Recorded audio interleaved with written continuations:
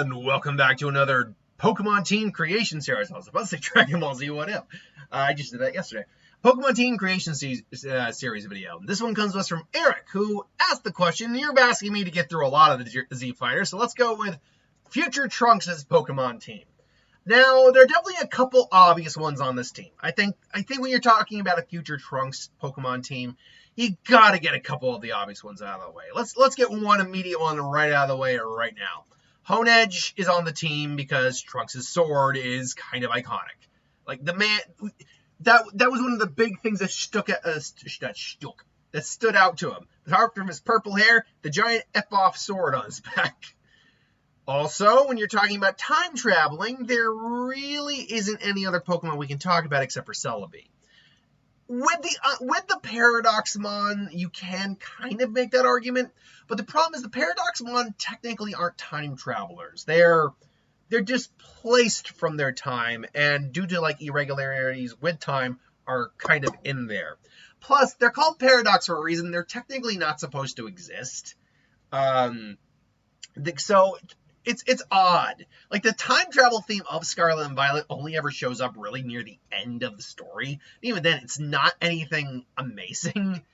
Not the time travel story we were hoping for. Let's put it that way.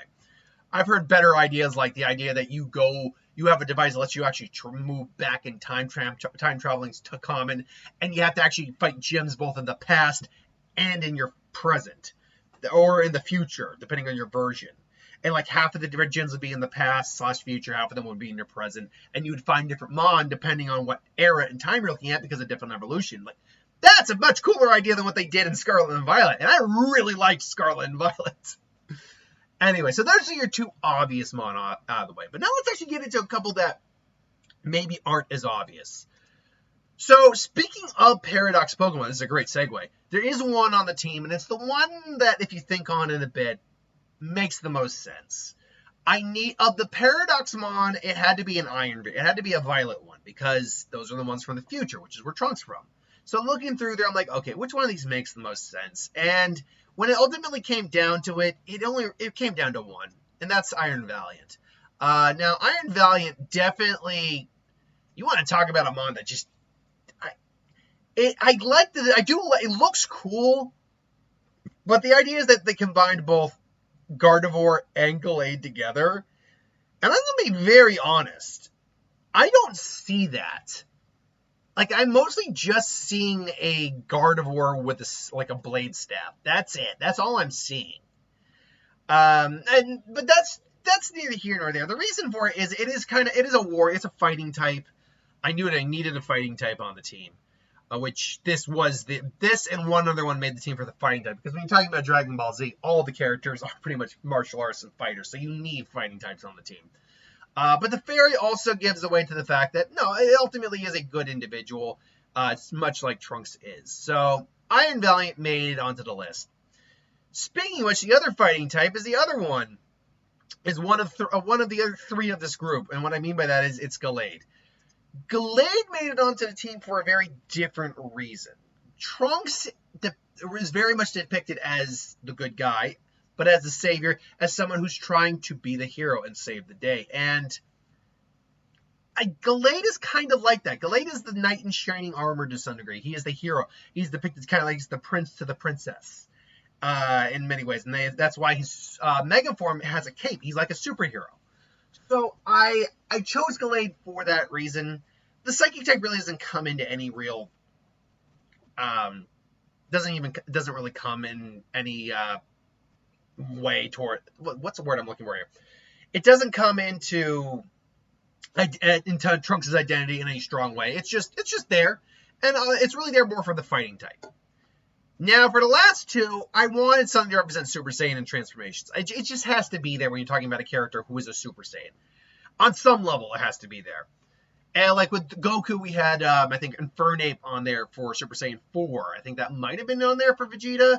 But I know I had Primeape, I think, for, Annihilate for Gohan's Beast form. So the transformations do have to be represented in some way, especially when they're either unique or just there. And with Trunks, there's nothing really special. He's got the Rage form later on in Super, but there's nothing I can really do with that. So I ultimately went with a fan favorite here for the Super Saiyan form, the Mega Ampharos. It's an electric dragon, which is not a common typing. As a matter of fact, there's only 3 electric dragons that exist. All of them are either Mega or Legendary. Look, if we're going to get more dragon types for pseudos, which I'm fine with, but I can completely understand people wanting something different for pseudos, I would like you to go run through the typing gamut of all the dragons you can go with. Because at this point now, we have a fighting dragon, we have a dragon flying, we have a dragon ground, we have a dragon dark, we just have a pure dragon, which, dragon, I think I already said fighting. You have a dragon ghost, and now with this you have dragon ice in this gen. But that's still a lot of typings you can go with. Dragon fire, dragon electric, those would be really unique for a pseudo. At least in terms of dragons. Dragon steel is another good one you could go with. Dragon fair, I would love. I have toyed with the idea of making a fan region, but let me tell you, if I ever do it, it'll be years down the line. And the pseudo I did think of was a dragon fairy type, a kind of like thinking like a Lux dragon, like Falcor. That was what I was thinking of. I would be down. Like those, I think would be my big 3 if we were to do another dragon pseudo. Would be fire, electric, or fairy. Those would be my big 3. I mean, but there's still plenty of other unused typings you could go with. You could go with rock. You could go with poison. You could go with think words here. You can go with water. There's plenty of unused type, but those would be the big 3. Anyway, still, Ampharos gains this luscious lock of hair. It can use energy attacks, electric, mind you, but energy attacks like a Super Saiyan. So, yeah, and it's yellow. This one was the last one I put on the team. This one was honestly the filler one. And honestly, that's probably the most interchangeable one I think of the group. That and Iron Valiant, I'd say. The last one, though, I think actually fits perfectly because this is one of the only ones that is really backstory driven, because we know, if you've seen that special, you know the origin of Trunks. He was, he's the son of Vegeta, born into the world, destroyed by the androids. He had his mentor Gohan, who was ultimately killed by the androids, and then he locked Super Saiyan. So he was a young individual who lost his kind of paternal, he's had his mother, but kind of paternal figure, his father figure, and followed in his footsteps, grew stronger for it, and wields a sword. Believe it or not, there is a Pokemon that is a good ringer for that. And that, ladies and gentlemen, is Marowak. Now, granted, the circumstances are a little different. Because, first off, we're talking about Cubone when we're talking about young Trunks. But Cubone loses its mother, wears the dead skull of its mother, and, goes off into the world with a little bone club. Marowak is the evolved form of that, a more matured version of that. That is Trunks. It literally has its own little bone sword. It's a club, but it's a bone sword. And this would be like, if you're talking about that very moment when it happened, he'd have a Cubone. But as time went on and he trained harder, he would have a Marowak. That would just make sense. So Marowak actually made a lot of sense when I thought about it. And so, you have your team here. You have Gallade, Iron Valiant, Mega Ampharos, Marowak, Celebi, and Honedge. The question is, as always, how balanced is this team? And surprisingly, this is a very well-balanced team, type-wise. There's only one repeating type at all on here, and that is, two repeating types, Psychic and Fighting. And they're between 3 different Pokemon. So, yeah, there's almost no type repetition at all. So now the question then becomes, well, how strong is this overall team? And, if I were to just break it down real quick, we have a Fairy Fighting type, which means that its weaknesses are Psychic, which it has no strong, defense against. Flying, again, no strong defense against.